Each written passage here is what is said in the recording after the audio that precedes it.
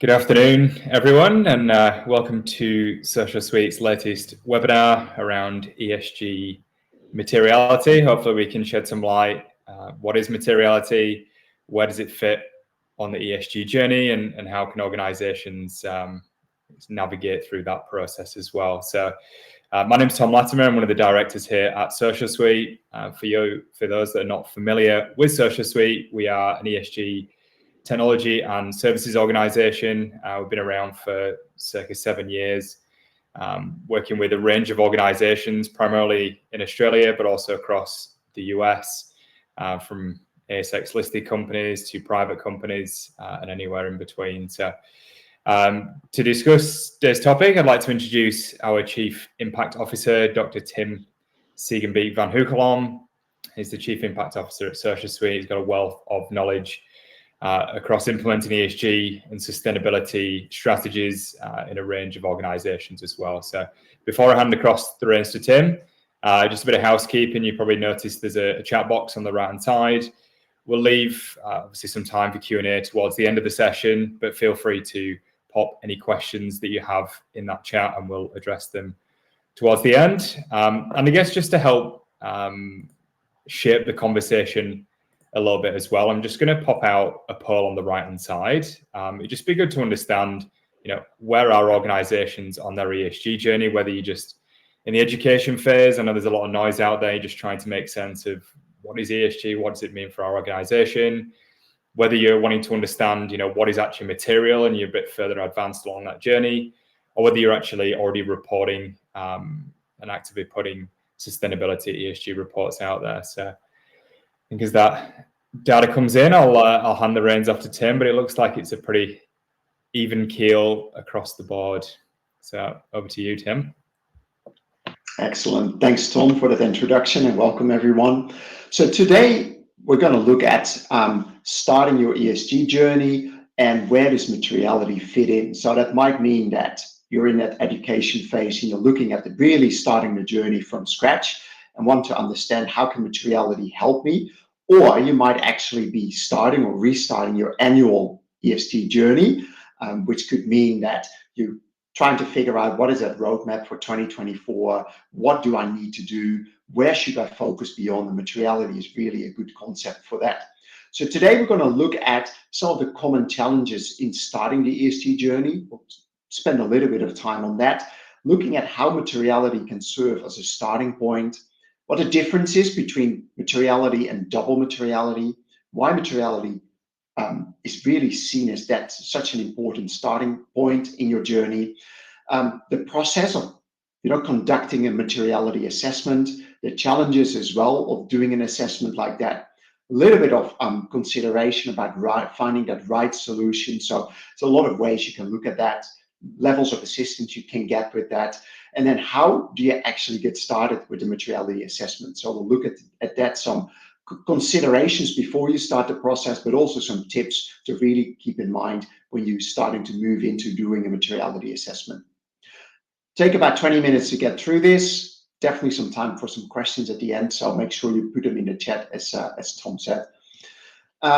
First off then, starting your ESG journey. Now we see a lot of companies that we work with are really at that initial starting point there where they know there's a sense of urgency around ESG or sustainability reporting at large. They've Googled it, come up with all these different concepts, all these different considerations like voluntary standards, these acronyms you might have heard or seen, or some regulation that you might be already affected by, for instance, in Europe, or regulation that's on the horizon there. You're wondering, like, what should my strategy or roadmap be here? What should I focus on first? Should I start with engaging my supply chain and do some level of a gap analysis there? I know that climate is one of the things everyone is talking about. So should I do GHG inventory, carbon footprinting first? How do I actually know what I should be doing? So should I be looking at what regulation says, but what do I do in the absence of any regulation? Should I look at materiality in terms of what topics are seen as material? When do I report and disclose? And at what level and what role do my stakeholders have in this whole process here? How do we engage with them? So a lot of pieces of the puzzle, and definitely not a finite number. There's a lot more that you could be considering as well. So how does it all fit together? Where do you start? What are you expected to do? There's definitely different views on that there, but I think a lot of people do agree that a materiality assessment and getting an idea of what is relevant to your business is an excellent starting point. Now, what does that mean then? And I think that's really important to just really take that step back and to think about what is materiality. Traditionally, it's really been a financial reporting concept where materiality sets a threshold where corporate information becomes relevant and influential in the decision making of your stakeholders, shareholders, investors. So they're really used to use that concept to ensure that you're sharing the relevant information about your business risks and opportunities so that the investors in a transparent way can make their informed decisions about where they believe your enterprise value as an organization sits. Now, materiality is also relevant to sustainability reporting. It's equally a similar concept in which you're looking at sustainability information or environmental, social, and governance information, and starting to think, when does that become relevant and influential to my stakeholders? So yes, that could still include some of your shareholders and investors, but stakeholders is often a much broader concept in sustainability reporting. It could include a whole range of stakeholders, from internally, your management and your employees, contractors, but also externally, your supply chain, civil society at large, your consumers, your clients, your customers. There's a whole range of stakeholders that for some reason is interested in your sustainability information, but what are they after and what is important to them? Now, a lot of sustainability topics and issues, and this is just a really short kind of snapshot here of a few of them.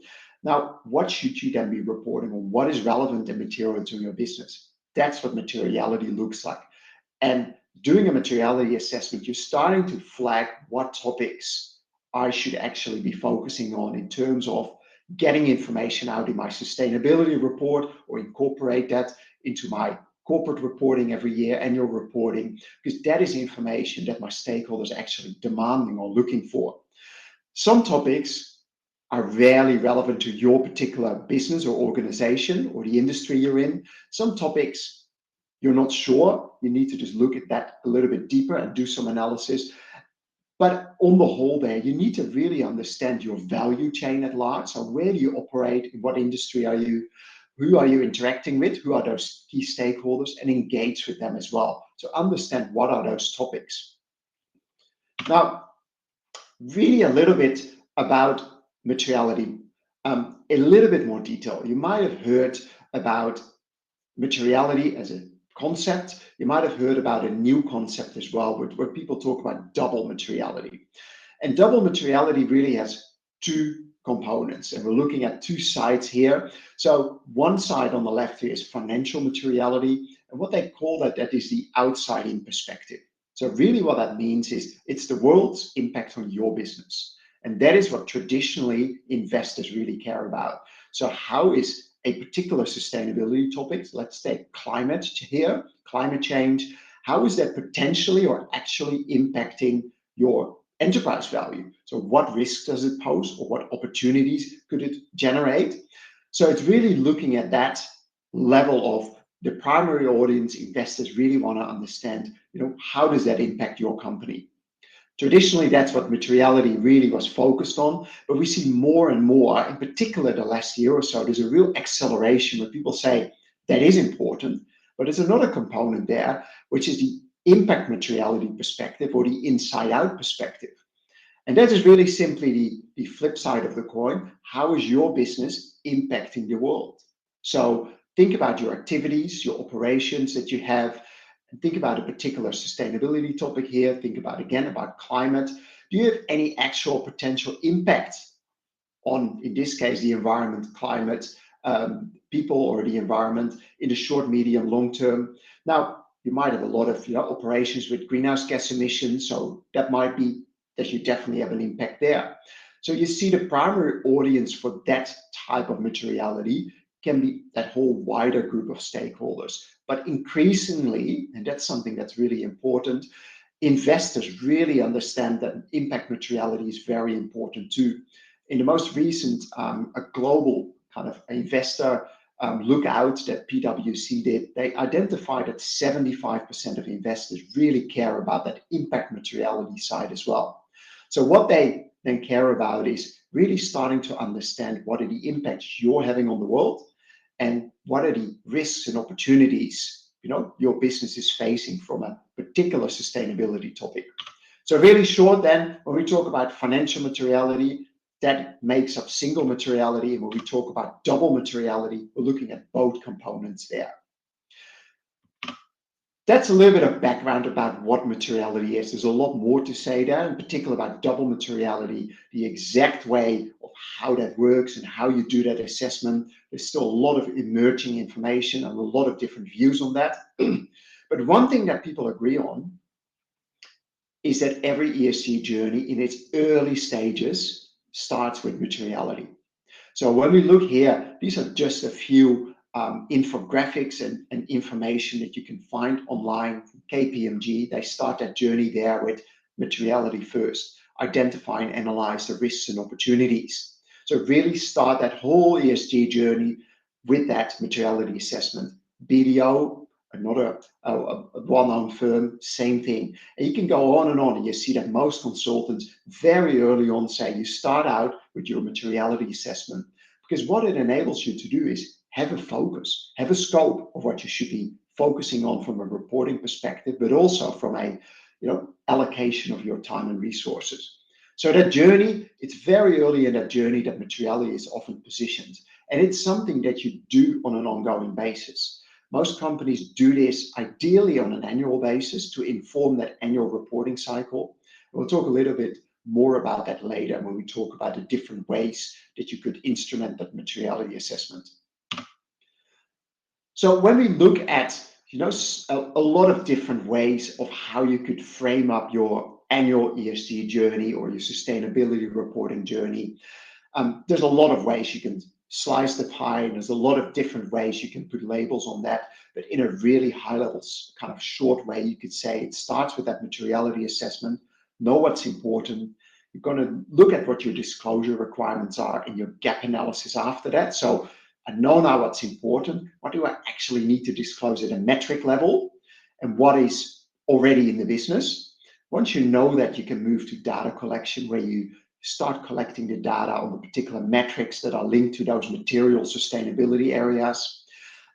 Sometimes not directly after, but almost simultaneously, you might do some optimization initiatives where you're looking for better ways to collect data.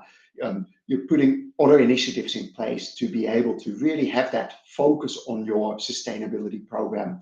And all that feeds then into that reporting that you do on an annual basis as well. So this is a really high level way of looking at that. But what the aim here is to see is that materiality is often that first step in the process.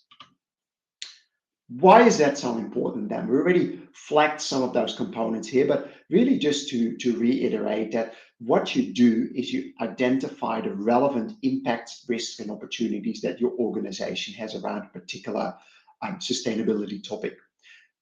You identify that set of sustainability topics that are relevant for your reporting. With that, you can then also align those material sustainability topics with the relevant metrics. So each topic can have a number of metrics where you can do either quantitative data collection, or where there is more qualitative statement or disclosure required there. Now, in that process of understanding materiality, it's really important that you engage and listen and learn from your stakeholders across the entire value chain there. So this is not a in-house quick exercise. Ideally, it's not, and we'll look at that in a moment as well, what I call a captain's call, where someone in the business picks a few topics that they believe are important and you move on from there. It really should be informed, yes, internally by a lot of your internal stakeholders, but equally externally. So make sure that you map that out and get the right stakeholders and get their views. Now, with those views then, and with your material topics, you can really guide your sustainability strategy. And it often helps you to direct and align also your corporate strategy. So It's really important also to help understand where to focus your sustainability efforts. So that optimization, where are you actually putting your resources within the business? Where's your ESG team going to focus on? Is it on the E, on the S, on the G? Which topics under there? Which metrics under there?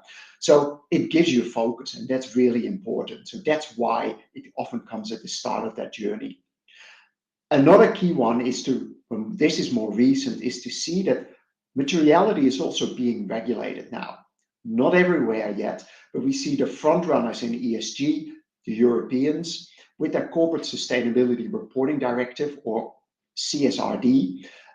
They now have standards that they put out. And in their first general requirement standard, they say that double materiality should serve as the basis for sustainability disclosures. They make you, in a regulated way, do this work. So you really have to start that journey there to work out which of their sustainability standards actually apply and that you have to report on.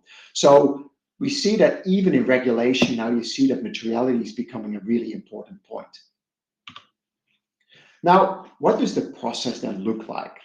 And again, here, there's a lot of different ways that you can instrument the process, but at a very kind of high level way, how you can look at the materiality assessment process is a number of steps there. The first one is really to look at what is the scope and what are my objectives here. So it's about determining how are you going about this. And what that means is really trying to understand that why am I doing a materiality assessment? Is it because there is regulation I'm trying to comply with? Is it because particular stakeholders have asked that? Is it because I want to understand what I should be reporting on from a sustainability and ESG reporting point of view? Could be a number of reasons there, but it's really important to talk about that internally as well, so that you're all on the same page there, what the reason is for doing a materiality assessment. The next step often then is one of two. In this case, we see topics first, and that is starting to understand in your particular industry, what are some potentially material topics? Now, there can be an infinite number of sustainability topics. If you look at different standards and frameworks and regulators, they all have slightly different labels. So what is really, important to you potentially?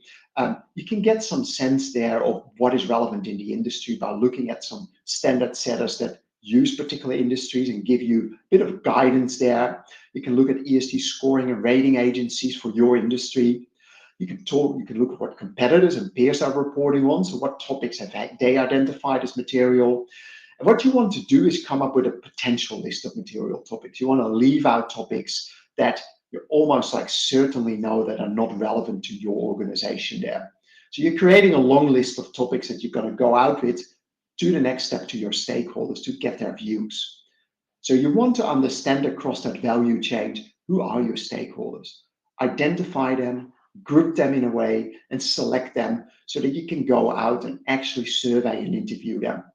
And that is the core there where that stakeholder engagement component comes into play.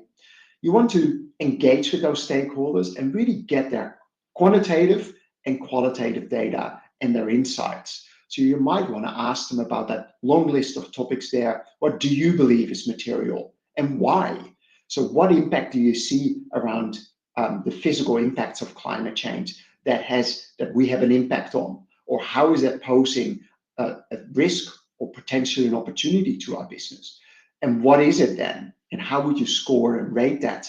So you get some really good quantitative and qualitative insights from a variety of stakeholders, internal, external.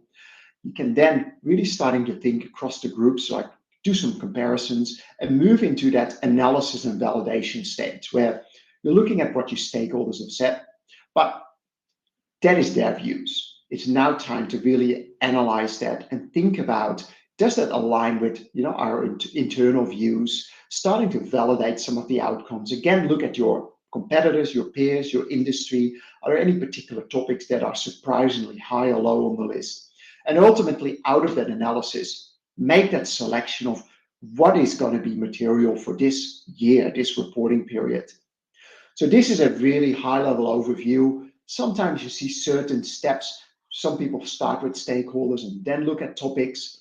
But it's really important to kind of make sure that these components are part and parcel of that process. Now, ultimately then, where you want to land is you want to create a materiality report, and it could be a standalone report like the one we're looking at here that we create.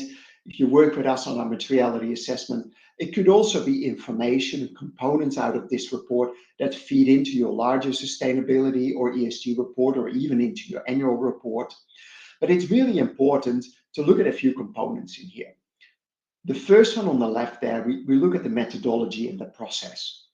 And we see that, yes, the outcomes, the material topics, you're working towards that, but more and more standards, frameworks, regulators, they're all really, and ESG rating agencies, they all really care about the process as well. They say, I want to understand how you got to this stage. How did you engage with your stakeholders? What steps did you take? So a little bit of that process we looked at.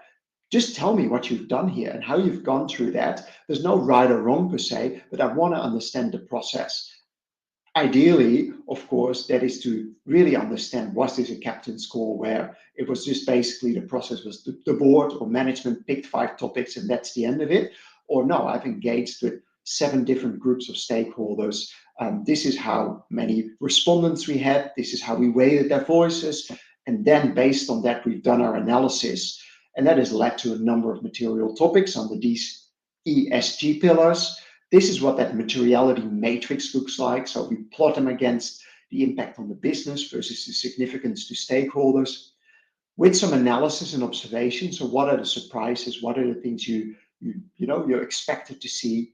What are you going to do in terms of a review process? Are you going to run this every year, or are you going to do a deep dive every 3 years and a more light touch checkpoint materiality assessment annually? There's different ways you can go about that, but it's important to think about it. And then once you know your material topics, it's really useful to align them also with the Sustainable Development Goals. That's something we help with, but it's a good way to think about if these are the topics that are material to our business. How are we impacting those large Sustainable Development Goals that the world is working towards? What is our impact on those goals? And how can we then, as a next step, measure that when you move from materiality more into metrics, data collection, and reporting? Now, doing that materiality assessment, getting to that report, there are also a number of challenges. And this is definitely, again, not a finite list of challenges that you can come across, but these are the most common that we hear. There can be a whole range of problems, but often it starts with limited internal understanding. So really understanding about what materiality is, or what role it should or could play, where it fits in that journey. So a lot of the things that have just gone over is really important to have a little bit of education internally about why you're doing this, what it is, what you hope to get out of it. But then the building and the management of that assessment, of the survey, but also of the qualitative side, how are you going to run that process? So what does it look like for your particular organization? How are you going to implement that? Who is part and parcel of that process internally or externally? Do you have any support you're getting? Who will be managing that? Who will be ensuring that surveys go out, that interviews are scheduled and done, that data is centralized, analyzed, validated, and reported, and then feeds into the next stage? So there's a lot of questions around that, challenges in terms of do we have capacity? Do we have people that can actually be assigned to do that? The next one then is around the identification and grouping and weighing of stakeholders. Some organizations have clear departments already have that.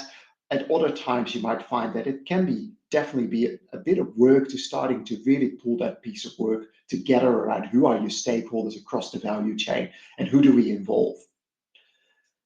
The processing then and the analysis of those survey results, we often find there as well, it's like, now that we have the data, what do we do with it really? How do we analyze that? And that is another step there where sometimes it's really unclear, like, what do we prioritize and why, and what should the methodology be there?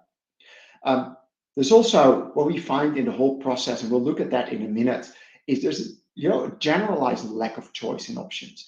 It's very, very generalized to say that it's either DIY or it's a consultancy.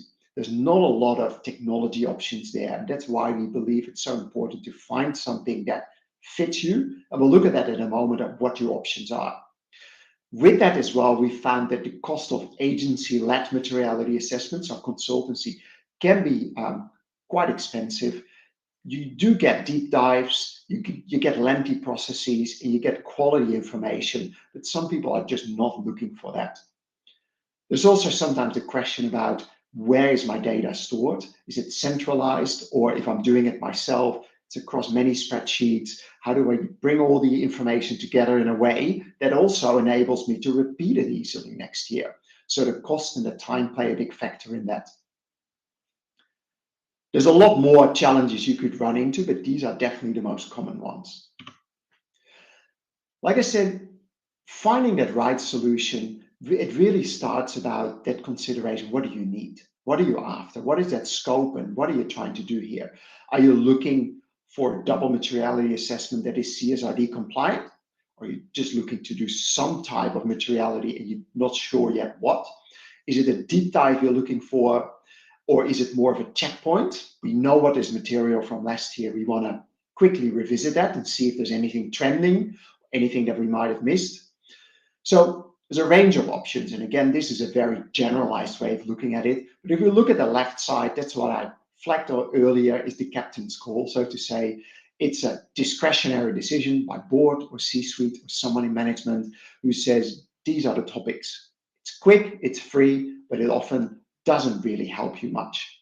And sometimes even locks you into doing work and reporting on topics that, if you were to do a more extensive materiality assessment, you might find that it's not material, less material, not at the top of the list. And you might also miss some important topics there that your industry is reporting on, or some trending topics that you really see the world is moving towards. So it's really important to think about the consideration there. Is that the right fit for us?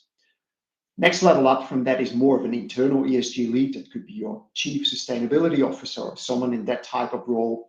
They say, well, we do want to do this. We're going to do this as a self-driven exercise. We're going to use spreadsheet and survey platforms and other tools, and we'll design it. Some of those challenges we looked at, we'll come up with some process, but it involves a lot of time and effort by the CSO or by the ESG lead there. What methodology are they using and why? So it can be very intense there. There's definitely a time and sometimes some resource cost and materials involved there as well. So you see that, it's not as exorbitant as going to a top tier consultancy, far from, but there's definitely a big commitment there sometimes in time to really do that well. Now, I'll jump to the consultancy then there to just show what we saw in the market is there's a big gap there in the middle there. And the next kind of thing there is where we find companies and chief sustainability officers say, well, let's get a consultant to do this. They know what they're doing. If you go to a really small boutique consultancy, you're often looking at 50K plus to do a materiality assessment. And part of that is because they then need to go and develop all those resources and all the things. Sometimes they already have some materials that they can use, but it's a very kind of manually tailored, a lot of work is involved to do that data collection work there in a manual way using spreadsheets and different survey tools. So the price starts there, but quite quickly you get to medium and top tier consultancies where pricing could be 100K or even up to 300K if you use the big four, which is definitely not uncommon. We see a lot of large companies say, oh, well, that was a very expensive exercise. Yes, we got some quality information out of this, but I don't think we should repeat this next year. I think we'll do this every 5 years. Now, you're missing out on a lot in 5 years. The ESG and sustainability space is really accelerating and emerging, and there's a lot happening. So doing even if it's more of a light touch point, materiality checkpoint on an annual basis would be really beneficial.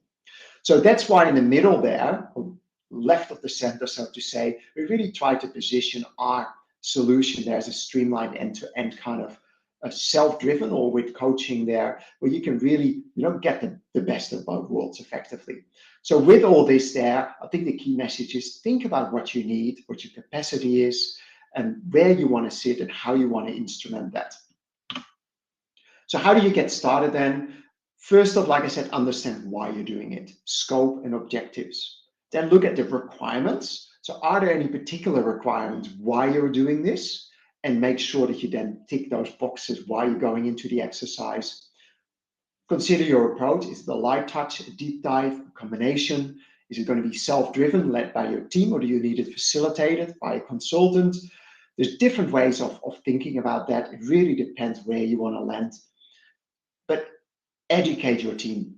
So really internally discuss why materiality is important, why you're doing it. So make sure it's not this one person or really small ESG committee, but really bring the team, and that is board, management, bring the team across this, that you really understand why you're doing this and why it's so important in that ESG journey, which then also helps you to allocate budget. So make sure there's budget now or in the future, and start mapping that out. Where do I want to be? Do I want to do a light touch now and a deep dive in a year or 2 years? Start allocating the budget, start educating your team that that is what you need to do. But then again, don't overthink it in terms of, pushing it forward. Just get started. Action over perfection. And that is really important. Do something. A materiality assessment that's not perfect is better than no materiality assessment. And get help where you can. So talk to our team, talk to a consultant, get a quick demo, consider your options. So really, there's a lot of information in this webinar. Start unpack that and talk to people, soundboard it internally or externally with experts, people that have done this, really trying to get your head around how can you get started. And then finally, before I jump back and see if Tom has any questions from the chat, 5 tips to really make it more efficient and stress-free. Like I said, a quick annual materiality assessment is better than no assessment. So start somewhere that's the right size for you, but start planning and thinking about where you want to be in the next few years. Surveying a small group of stakeholders initially is fine. Just be transparent. That's really important. Some companies say, well, let's do it internally first. We'll just, get our board, our management, and our employees, ask them first. We'll add that external perspective later. That's one way to do it, but you might also be missing out on really valuable insights. So that's really important to consider. Technology-enabled materiality assessments are very efficient, mostly affordable and insightful. So that's definitely something to put on the radar. But if you add even to that a level of consultancy, so what we call a facilitated materiality assessment, you're leveraging technology to do the hard yards and the data collection, and you're leveraging consultants that help you really make sense of these things, do the deep analysis on it, you can get a really efficient result there. So some things to just take on board there. And with that, Tom, I'll hand it back to you and see if there are any questions that have come up. Thanks, Tim. Some really good insights, and hopefully that clarified, I guess, what is a materiality, what is the importance. If anyone's interested in terms of understanding a bit more of their specific use case, then I'll chuck in a calendar link in the chat box. Feel free to click on that, book in a 15-minute conversation. We can just understand a little bit more about your situation, what you're looking at achieving. But in the meantime, if there's any questions, please do pop them in the chat now, and we can go through them. There was one put in from Saga about, will the presentation be shared with you? We will send out the recording, and we can attach the PDF of the slides on that email as well.